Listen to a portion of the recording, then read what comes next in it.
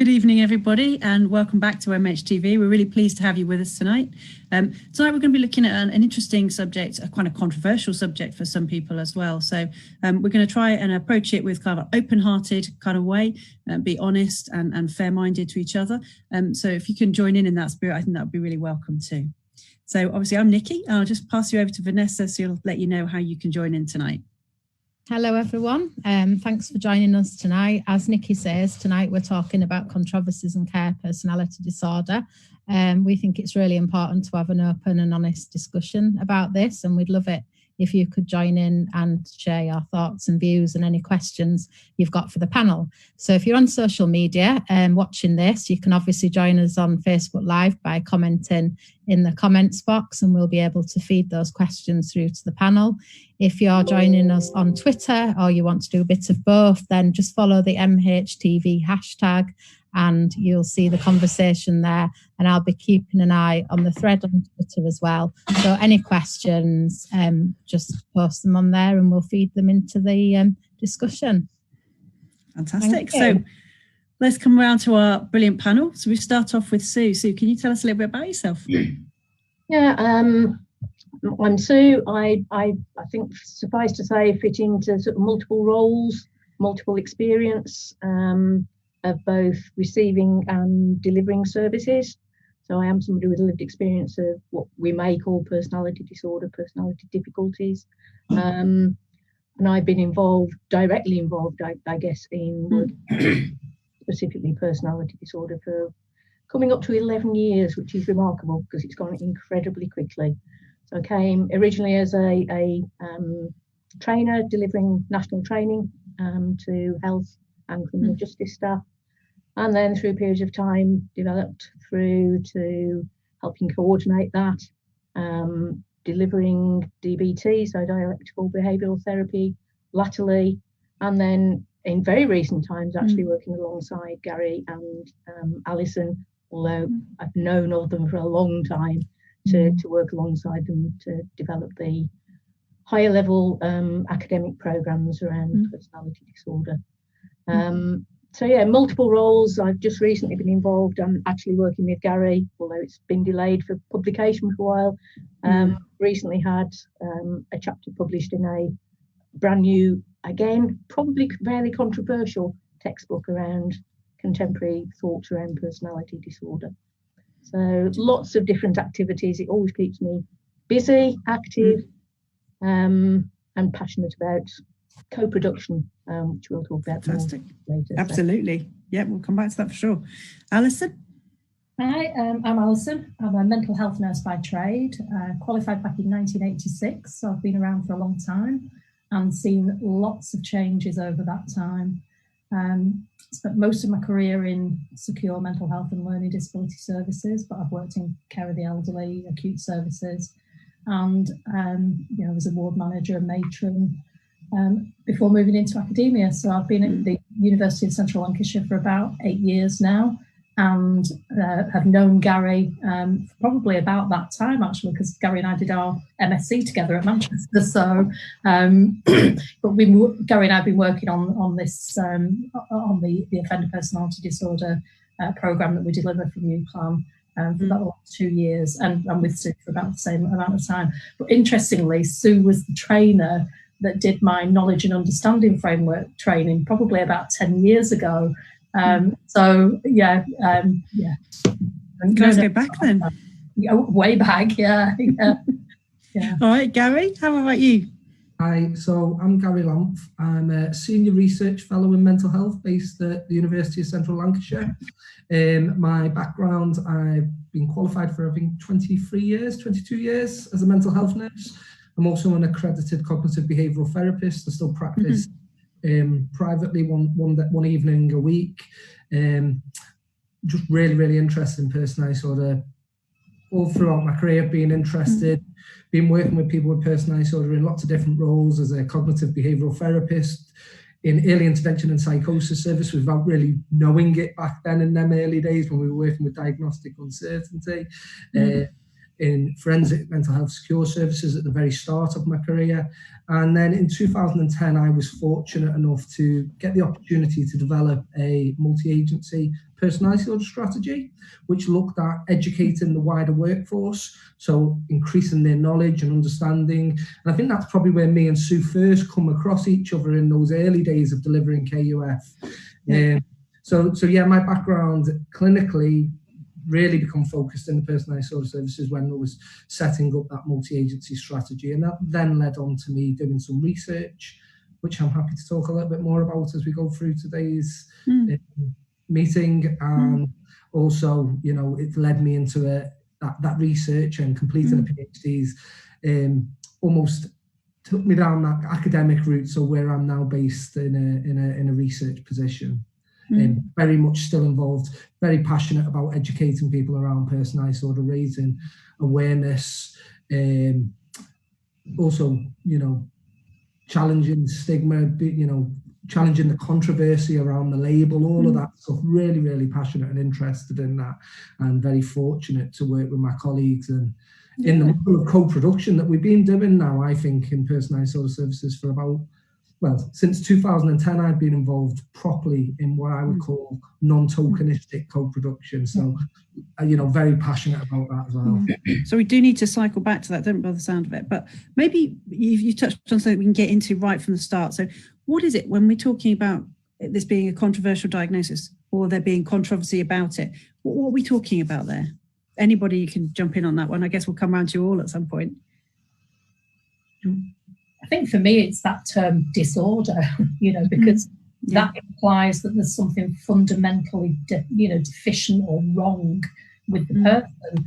And one of my previous roles was managing a forensic personality disorder assessment team, and almost without exception, everyone that we assessed had really, really difficult experiences as children. That had shaped them as individuals. And I can honestly say that if I'd had the same experiences, I might well have been sat where they were. So I think that for me, it's that thing about someone being disordered. It seems like it's devaluing, it's dehumanizing. I personally find the term very difficult. And I think it's really interesting that the most recent offender personality disorder guidance, and that's what it was called previously, back in, I think it was 2015. The most recent version that's come out refers to offenders with personality difficulties. So I think, you know, we're beginning to see a shift, but yeah, that's my perspective anyway. I think it's wrapped up in the history of it as well, though, because certainly I remember 10, 15 years ago working in acute mental health, and personality disorder was absolutely used as a diagnosis to exclude people from service. Absolutely, yeah. As soon as it was decided someone had a personality disorder, you know, they were generally entitled to treatment and were kind of seen as being problematic. So it was very, you know, very stigmatized and very sort of negative, and very much focused on blame. So for, you know, people, particularly women that I've worked with over the years, experienced a lot of complex trauma, for example, and then were in services that were also rejecting them. It was, you know, horrendous. So, you know, sharing that as a reflection, but also, do you think that things have changed since then, in your experience? I would actually say, things have changed. I think possibly more slowly than people might think. There's still a very long way to go, and I think in terms of certainly the training that I've been involved with for such a long time, I think our original, Gary will say this as well, I think the original expectation was within sort of 4 or 5 years we'd train everybody's attitudes, thoughts, perspectives would change, and here we are 10 years down, 11 years down the line, and actually the demand for that training has never been bigger. And I think certainly I'd echo what Alison said, actually, that the diagnosis itself can get in the way. I think because it's saying that it's the personality is disordered, immediately that puts the person into a position of, there's something fundamentally flawed with them. Thinking of a particular person many, many years ago who said, actually, that was the one thing that people said was amazing about me. I had a wonderful personality.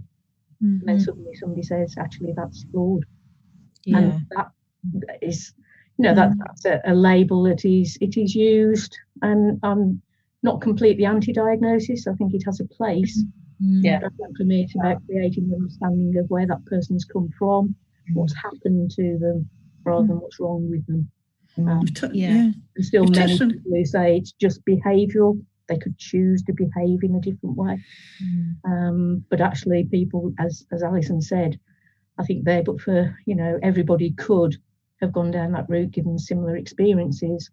But certainly the people that I've got to know, I consider myself very fortunate that, yes, I've had some difficulties.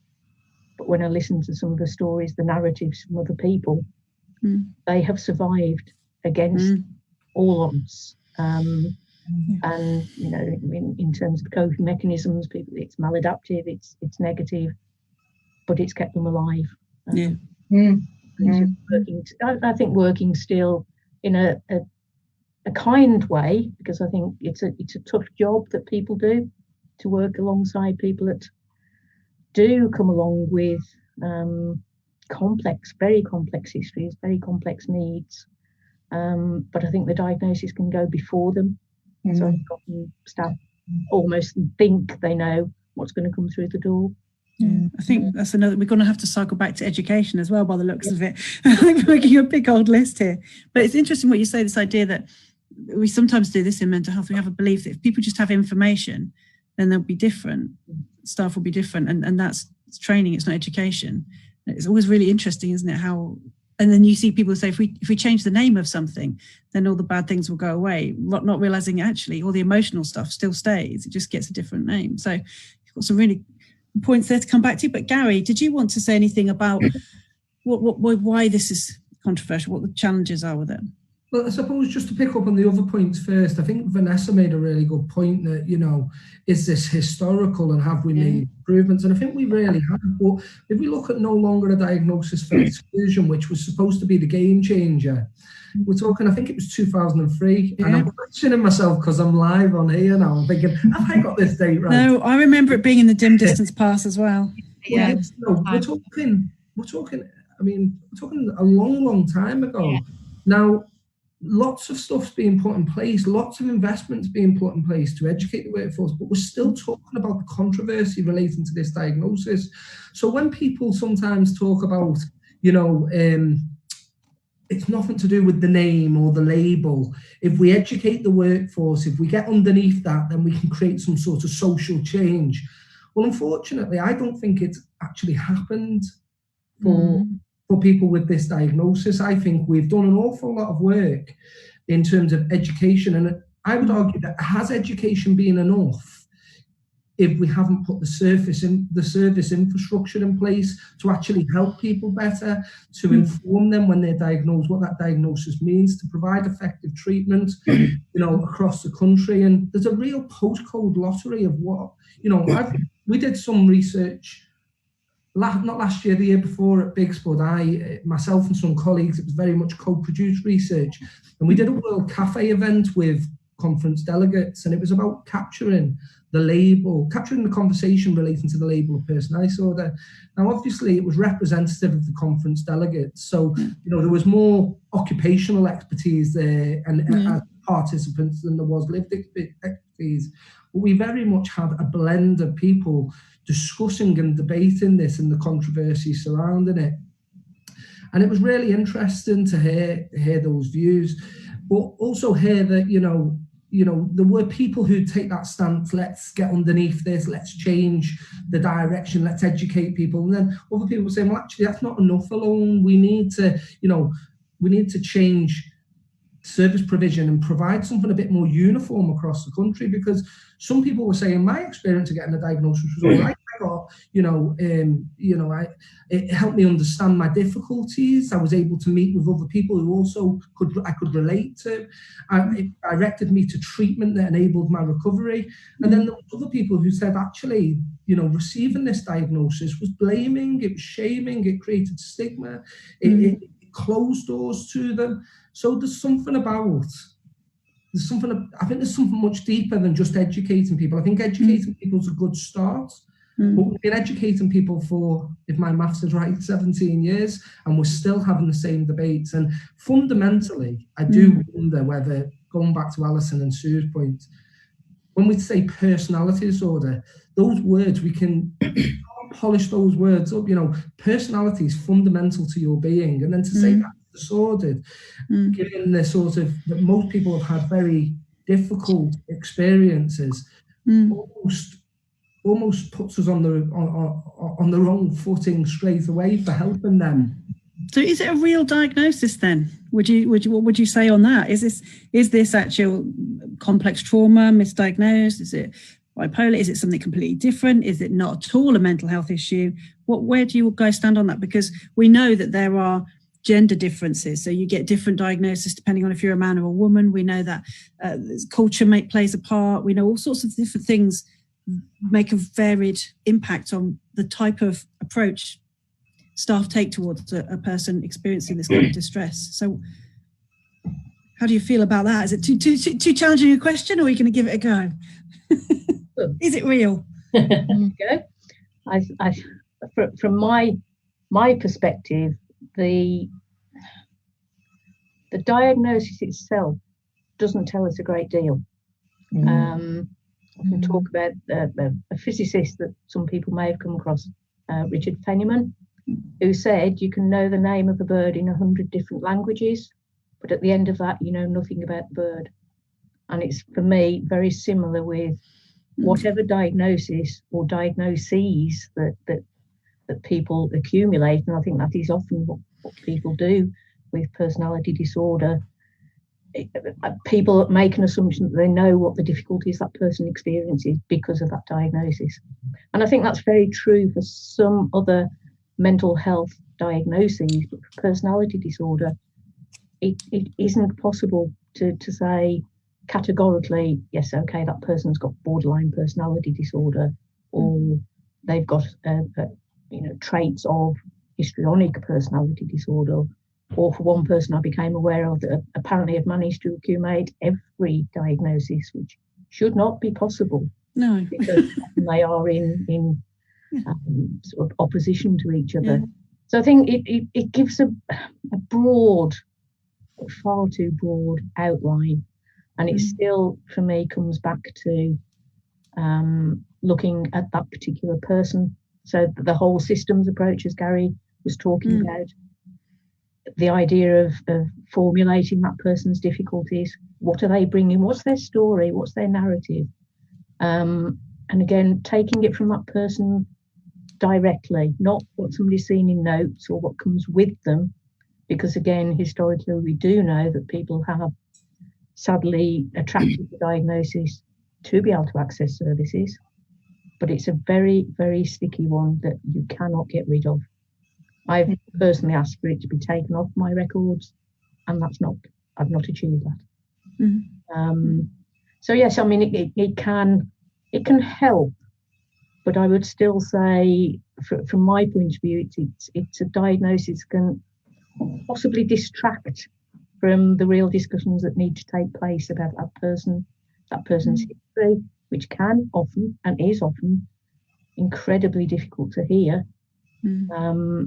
And again, because of the more stigmatizing approaches, it distances staff from people immediately because they understand what they're going to get. They understand somebody with antisocial personality disorder is going to behave in a certain way. But it's not always accurate. So I think I'm not a fan of it. I would far rather create that formulation of somebody's history.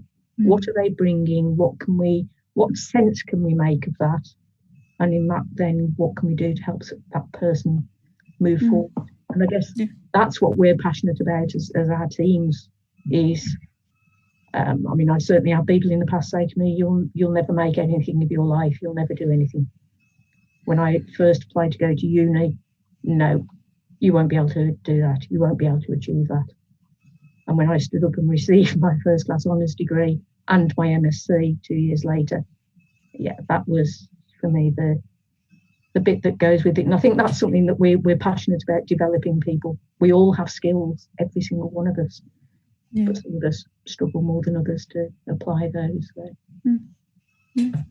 I think when we're educating as well, Sue, you know, and this is what's been great in doing this in co-production, we developed a set of values and a philosophy for our education programs.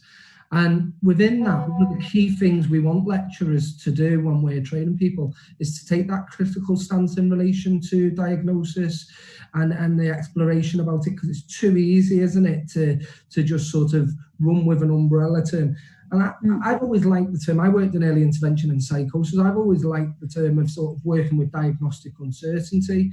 You know, in some respects, there's an argument, isn't there, that, you know, without diagnosis, we've got nothing to anchor things to. So there may be commonalities in certain people's difficulties and experiences and the difficulties they have that will respond effectively to certain psychological interventions or support or treatment. And we need to understand that.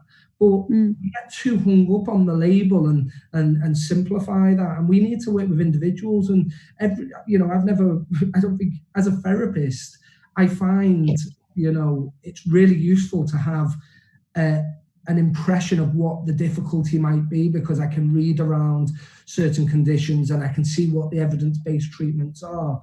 But I wouldn't necessarily use that in my practice with somebody. I work with people and their difficulties, not their label.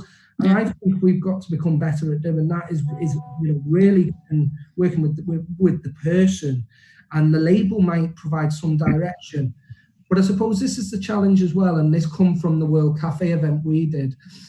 Because we did a higher proportion of occupational expertise, it gave us a slightly different flavour to the discussion and debate around diagnosis, because a lot of the time it comes from people who, let's be honest, you know, being excluded from services, it's caused real problems, this diagnosis, in their lives. And that's the narrative we often hear. I think by bringing the occupational expertise into the research we did, what we also found was actually there's some real implications for practice and research and service provision if we were to just remove this completely, this label. Because how will we get services commissioned? What about the progress we've all talked about today that we have made? How will we, you know, it's an international language as well, unfortunately. You know, if we change and we remove that label, how will we translate that when there's research done in other countries? Because they might still be using that label and terminology. So, yeah, I think it's really complex. And I think, you know, I don't like the term and I don't like the words used in that term. But I think we also need to think about, I don't think it's as simplistic as removing it without consideration of the implications for removal as well. Okay, if you can hear my phone, we've got loads of questions coming in. And also, Sue, Ben Glass just says, well done, Sue, on your studies. So, congratulations. Thank you. So I'll hand you over to Vanessa now, because she's got a ton of questions, as you'll be able to organise them and see where we're at. Before we move on, can I just pick up on something that Sue and Gary have said? Because I think it's really important that, I mean, you know, that it's really complex as to whether it's a real diagnosis or not. And I think it's interesting that, you know, I worked in psychosis as Gary did, and my master's is in advanced interventions in psychosis. And I think, you know, when you're working with people who experience psychosis, what you focus on is distress. You know, so if someone's hearing voices and those voices are benevolent, kind, and aren't problematic for the person, then you wouldn't go anywhere near them. What you would work with would be the thing that was distressing. And as a practitioner, it frustrates me that we don't do that with personality disorder. And as an academic, it interests me why that is. I kind of know why it is. There's lots of research about why that happens, but I do think it's a really important point that we should remember that there's significant distress that's associated with the difficulties, whether someone's diagnosed or not diagnosed, and whatever your beliefs are about the diagnosis, and it does have a place. But I think what we need to hold on to is that thing about distress. So just wanted to pick that up. It's important. I think as it's coming across, really, a lot of the problem is in the label, isn't it? In the sense of, calling somebody disordered fits into that whole sense of calling somebody damaged, which people refer to people as. And, it's very kind of deficit based, isn't it? It fits with the sort of medical model that we've had around years. And I think what Gary said earlier is a really important point to pick out and emphasise around a whole systems approach, because although that's jargon that we all use, I think in this case it's really, really relevant and important, isn't it? Because we still have services that are quite siloed.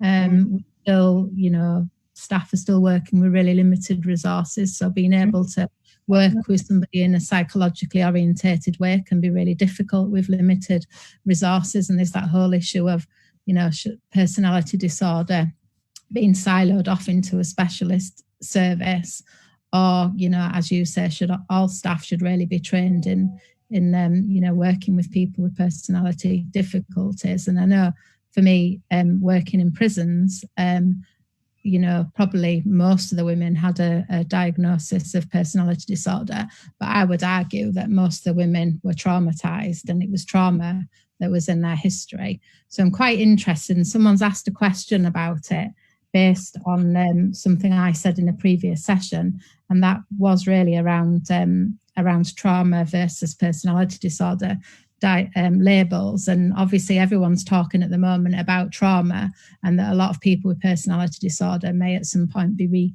re-diagnosed as having complex PTSD or trauma. But do you think that that's just going to be another label? Is that enough? Or is that a very kind of superficial way of sort of dealing with the issue? I think for me, as Gary said, I think that whole systems approach is really important. Yeah. And I think education training that's part of that.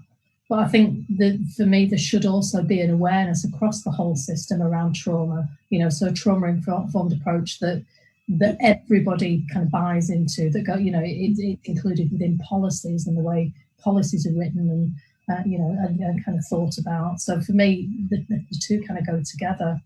Yeah.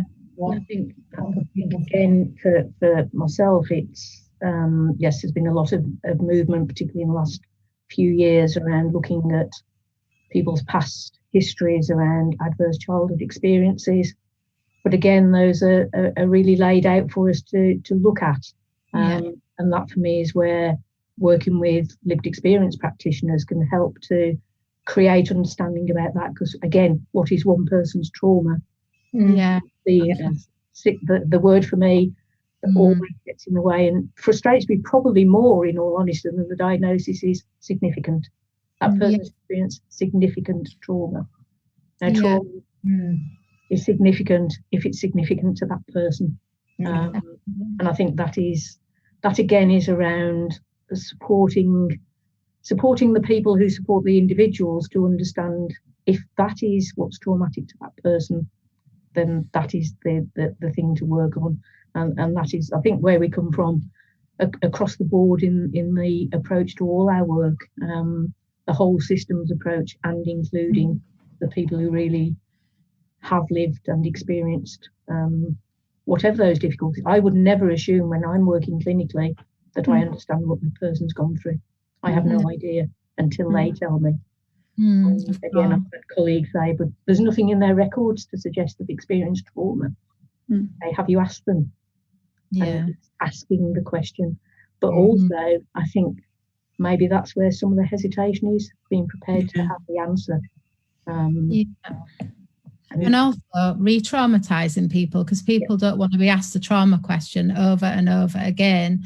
People can have 10 conversations with someone as part of the process of being in mental health care, can't they? So it's also being mindful of expecting people to relive their trauma for the purposes of us completing our assessments and doing our care plans with people. So I think that links to what we were saying about being trauma informed as well. And also your comment, which was really important, about asking people what happened to them, also about asking people what matters to them as well is important, isn't it, in terms of all the personalised care stuff.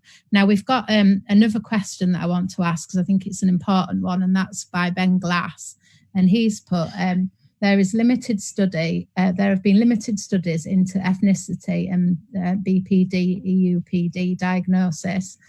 However, there are studies which indicate a much higher rate of borderline personality disorder diagnosis amongst white patients and black patients. How do the panel feel that this fits into current conversations about race, mental health and white privilege? Complex question, but an important one, I think.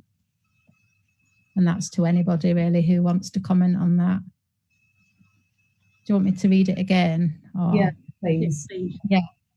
So the question was that there's been Ben saying that there are limited studies into ethnicity and borderline personality disorder and emotionally unstable personality disorder diagnosis.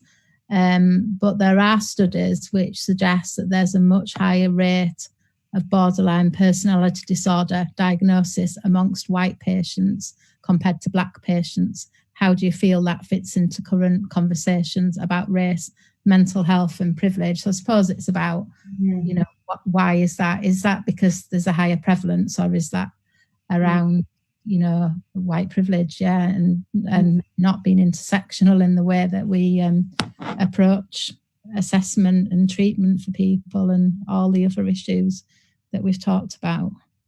My honest response to that is, I don't know. It's something that, yes, I think needs to be explored. But what's coming into my mind is exploration of a lot of the wider cultural aspects around the diagnosis. Is something that I guess hasn't been looked at in a great deal of detail. And is that around presentation to services? Is it around acceptance of differences in cultural, different cultures? I don't know. Well, I may come back to that, because I'm actually halfway through reading a book called Culture and Personality Disorder. It's myself calling me, so maybe this is the nudge to complete reading that. So can I come back to that in a few months? Yeah. Absolutely. Well, diagnosis is in the eye of the beholder, isn't it, to be honest? So it depends who's doing the looking, I'll say, rather than the person who's being looked at. And as well, if we're thinking that this is a lot to do with trauma, I think that children of all different backgrounds and colours are hurt. And I think what's interesting is if we see a missing population, then you want to wonder where they are, because they won't have gone. They'll be there, but they'll be imprisoned probably. Their behaviour or experience will have been criminalised rather than medicated. And I don't know that one is necessarily better or worse than the other, but I think it is a sign, isn't it, of some of the real concerns and problems we have in the system. Yeah, and also I was thinking about somebody that I worked with a long time ago, and that sense of like working with refugees, for example, and that sense that their trauma experiences don't necessarily fit our PTSD framework, because obviously culturally, what they've experienced is very different and has kind of shifted in terms of people's experiences of cultural trauma. So I do think maybe there's something around that as well, because I know some of the women that I've worked with who have been refugees, there is a sense of a lack of understanding of their experiences, because they're so removed from what we've experienced. So just throwing that in there as my own reflection. But if Ben's listening as well, let us know what you think. We'd love to know. Yeah, if you secretly have the answer to this, read it.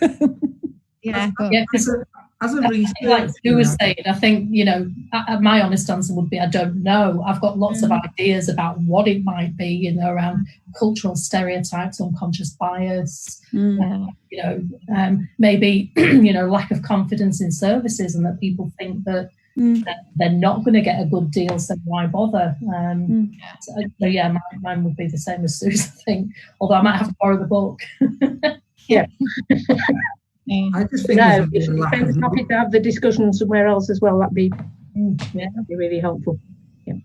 There's just a real lack of knowledge, isn't there, in this area, and a real lack of research, I think, done in this area. I think it's only in recent years that there's been attention drawn to the fact that people from ethnic minority groups are underrepresented, and there's a real interest growing around this, and the real need to understand what's happening.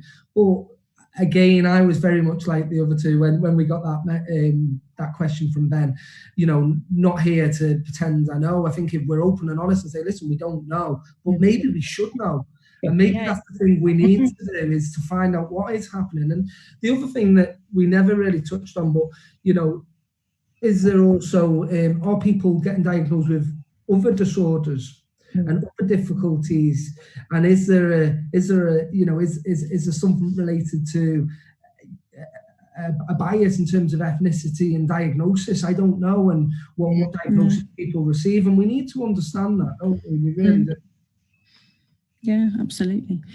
At one point you were speaking about this idea about education and co-production. I wonder if we could just fill in a little bit more on that, because that might be perhaps a different way we can approach this question. A question as well about education and peers, so that would be useful to bring into that question as well.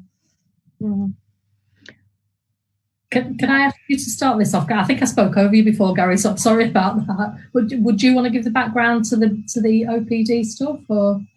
I can do if you like. Yeah, that's absolutely fine. I mean, for me, when I first went into working in personalised sort of services in the multi-agency, we were given a blank canvas, and for me, I thought, well, how can we develop this strategy? I haven't got the knowledge. It's supposed to be being open and honest.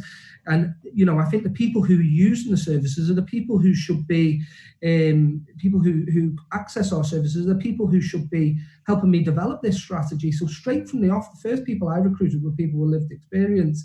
That was also jumping on the back of KUF and the model of co-production in terms of educational delivery. And it's been enlightening. And I think, what fascinated me when I was doing the knowledge awareness training, we never really used to say who we were or what our background was for the first part of the session, and people would never have guessed. And I think what it does, it challenges misconceptions straight from the off.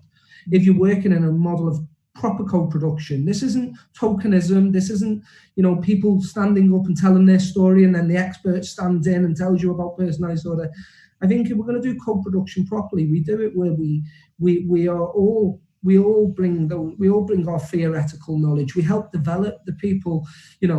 I was a nurse. I had to develop my presentation skills. When we're working in co-production and education, we're also helping people develop their facilitation skills, their presentation skills, their theoretical knowledge. So actually, we're working in true partnership. And the only difference then I bring to the table then my occupational expertise, and that person complements their work with their lived experience expertise. Now, going to the offender personalised disorder pathway, the offender personalised disorder programme, the way we developed that was we recognised as a team, me and Alison leads our MSc, which is the longest standing MSc in personalised disorder in the country. It's been running 20 years, set up by one of our professors, Karen Wright. And, it's been running really, really well. When we got the opportunity to do the personalised disorder programme, what we recognised was we had a lot of expertise on theoretical knowledge and some clinical expertise. But because we've moved into academia, some of that might have been a few years ago or a couple of years ago, and none of us had really worked in the offender personalised disorder pathway. So what we developed was a model where it was co-production, but co-production with people with lived experience, helping us shape, develop those materials, deliver those materials, but people also with occupational expertise. So we've been on a call today, haven't we, Alison? We do one of our sessions around CAT, an introduction to CAT, cognitive analytical therapy, and tapping into somebody who's got expertise that is still practicing in that way to complement our training team. So our training team's co-produced, but co-produced, I would say, with academic staff.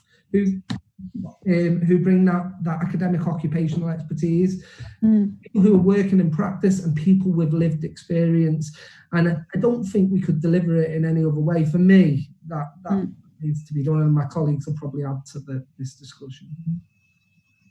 I think I have lived and breathed co-production from the very early days, even before getting involved with the personality disorder national training. I think it's something that we perhaps now take for granted, that it's so embedded in what we do. We forget that not all services are quite on that page yet.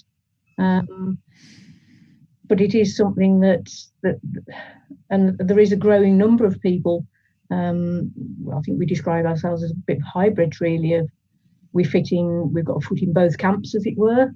I mean, historically, I was told a couple of times I couldn't do certain aspects of the work because I wasn't a professional. But actually, I'm a professional, regardless of whether I'm purely coming from a lived experience perspective or coming from an academic or clinical.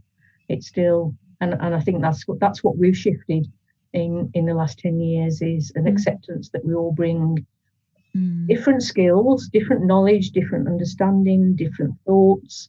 But there is this growing evidence base that the very people who have access services are the people that you need to help embed the work throughout every. And again, it comes back to the whole systems, and the whole system has to include co-production. And many organisations think they do. I think if it's done well, that is where it can bring such change. But there are resistances to, well, why would we include people who've accessed services?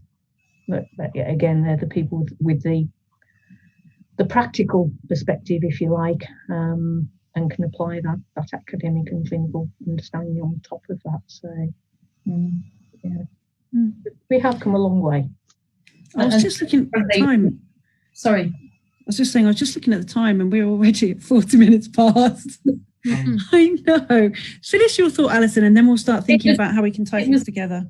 Yeah, it was just to kind of, follow on from what Sue's just been saying about, the value of co-production. I don't think it can be understated. The feedback from students is phenomenal. It would be a poorer experience for students without the input of people like Sue. They add so much value and authenticity and impact, to what we deliver. It would not be the same without it, and I don't think it would have the same influence in terms of people's practice. And as Gary was saying, I run the MSc at UCLan, and it was really interesting talking to a student a couple of weeks ago. We only started at the end of September, and she's not studied at level 7 for a while, and she was a bit anxious about the assignment and whatnot. So we had a conversation, and I kind of said to her, because she's someone I worked with previously, how are you enjoying the course? And she said, it's absolutely brilliant. I'm going back, and even now at this very early stage, I'm having different conversations. She's in a fairly senior position, so she said, people come to me with a problem, and I'm having different conversations about what to do about that problem. So the impact, I think, is, and the benefit is huge. Definitely. I was just looking at our list of things that we said we're going to cover, which I think we're going to have a round two at a different point. But there was something that Sue was talking around specialist services and therapeutic relationships. I think might be really helpful to come back to. So, do we need specialist specialist services? That's an interest. I think there's my perspective is that there's always a place for specialist services who can perhaps provide the more intensive, high intensity work with individuals who perhaps present with the higher end of the perspective of personality difficulties. But it still comes back for me to the person-centered approach. When I work with helping to support staff to understand a bit more. I often put it fairly simply that we all have the tools in our tool bag to help support somebody, and those are generally the ears. We can listen, we can validate, we can respond in an open and honest way, and I guess that for me, that's a specialist intervention in itself.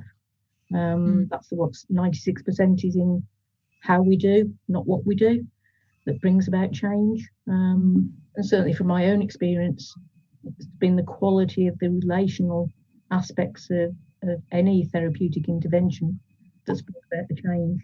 The intervention has helped, don't get me wrong, but it's how that's been presented and the working with me that's brought about change. And that's when I'm working clinically, that's how I approach my work with people. Give space. You can underestimate that, can you, Sue? And we talk about this a lot when we're training, don't we?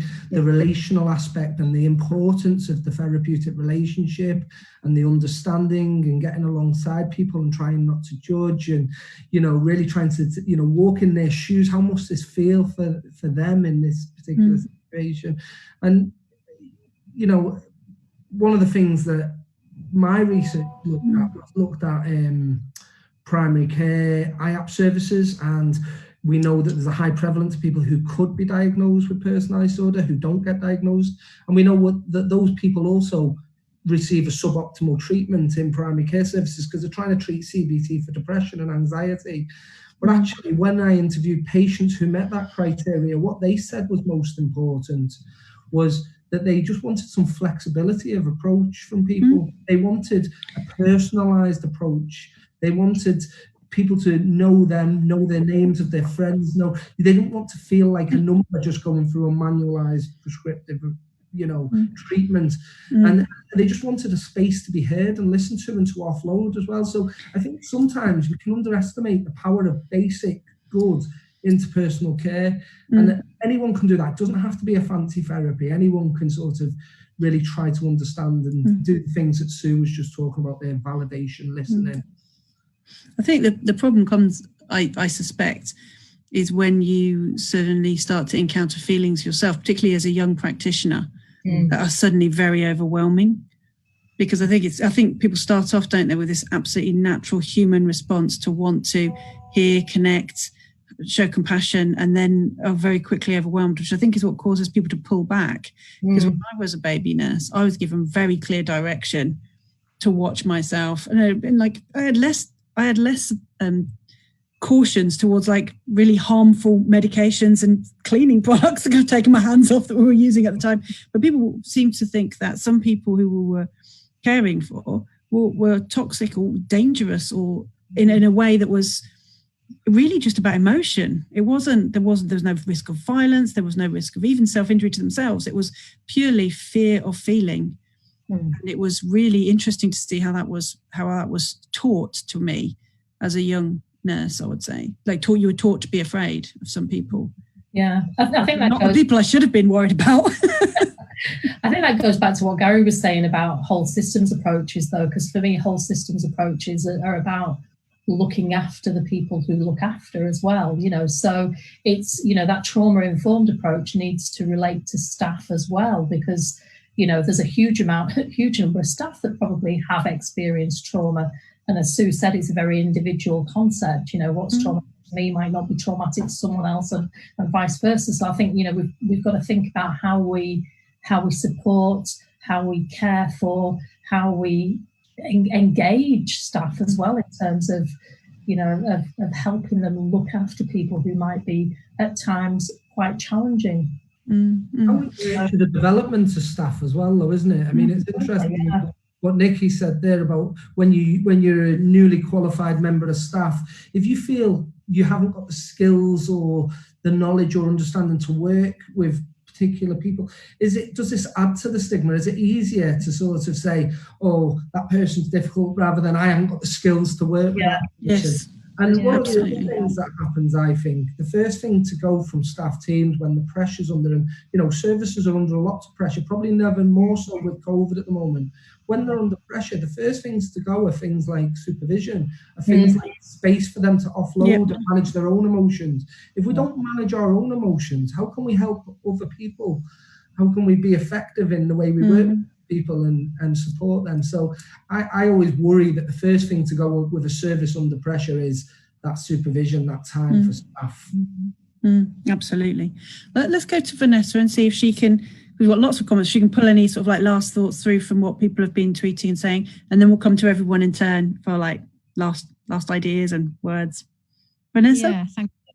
Yeah, there's been lots of thoughts on the thread. They're not really questions as such, but Joe Reist, if you're listening, thank you for all your comments. There's quite a lot of comments from Joe tonight, and we've got I'm just going to read you some of them because they're not really questions, like I said, but they're quite useful comments. So we've got stuff about it's not just about being trauma informed, but about being trauma responsive, which I think is really important. Yeah. Stuff about peers, which has come across in the conversation we've had tonight. She's also put, she agrees about cultural issues, hugely important and underserved in research. Something about, I'm not sure what she means, but the new world relating to media, and about war and about building a good workforce. Then she's talked about, is medication really the answer, and how the system can be an escape from loneliness. And then we've got a comment from Grant Fraser King, who says, which is in response to what Nicky was saying, taught to be afraid of people. A powerful statement, Nicky. I'm going to invite our MHN teaching team to reflect on whether we still do that. And also Grant saying that he agrees that supervision is a clinical priority. So yeah, lots of conversation actually. People are really engaging with tonight's topic, which is brilliant, isn't it? That shows, that there's a lot of interest and relevance to what we're talking about tonight. We don't always get as many comments as this, do we, Nicky? So we've managed to start a lot more conversations than maybe we've given answers to, but that's a very healthy thing, I think. In 40 minutes, if we'd wrapped up a problem, I think we'd be worried. Yeah. So let's come to everybody. So Sue, just in the order I came to you to begin with. Sue? Yeah, I mean, I think thank you certainly for inviting us and me along tonight. And I think for me, it's a little frustrating in a very short space of time to try and cover a lot of those really pertinent comments. And actually, yeah, for me, if I come away with more questions than answers, then I think that's a positive. But it's a huge discussion to have, and I'll continue into my old age, older age, before these two youngsters I work with comment. But I'll just keep trying to bring about change. So thank you. Been really good. Thank you. It's interesting, isn't it, Alison? Yeah, I mean, thanks for inviting me as well. I've enjoyed it, and I think it's been. I've found it really thought provoking, and I think for me, I think the take home messages are about taking that individualized approach. Remembering trauma, remembering to ask the right questions. Most of all, though, remembering that therapeutic relationship. Remembering that is so important, and to look after yourself as well as a practitioner. So yeah, thank you. Gary? Yeah, likewise, thank you so much for inviting us along.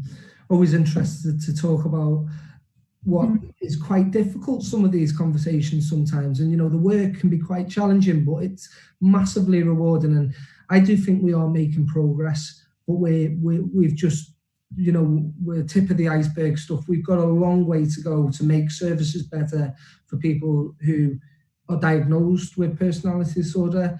And for me, the take home things I think we've touched on today are about, the whole person, the whole system, the whole population, and really trying to, I just think the education's a big part of this, but then we also need to get the service provision right. And with that, we need more research as well. And, these are just some of the challenges we've gone ahead. But no, it's been really, really interesting. Thank you so much for inviting us. Vanessa, any last thoughts from you? Yeah, I think like everyone, it's been really interesting, and like every session, I learn a lot. It's a long time since I worked with a personality disorder, Leeds Personality Disorder Service a long time ago, who were doing some great work back then, which I'll say. But I think that there's been clearly a massive conceptual shift in the way that we think about supporting people, and obviously real emphasis tonight on value and co-production and, you know, the humanity of this really, and compassion, which I think is really important. But like we've all been saying, I think that we're moving in the right direction. But the reason why we've not had questions tonight is because there's still so much more that we need to do, isn't there? And I think, you know, we probably need to come back to this conversation as well. So, you know, you're all welcome to come back at some point, the open invitation there, because I think it's a really important conversation to come back to. There's been a lot of interest tonight, so we will keep an eye on the Twitter feed and on the Facebook, make sure that we've answered questions, and if there's anything that's missing, we'll probably refer over to yourselves as well, if that's okay. And if there's anything that you think as a panel, you know, send us any links or any thoughts, anything that we've missed, and we can share that with people afterwards. So thank you. Absolutely. Okay. Thank you very much, everybody.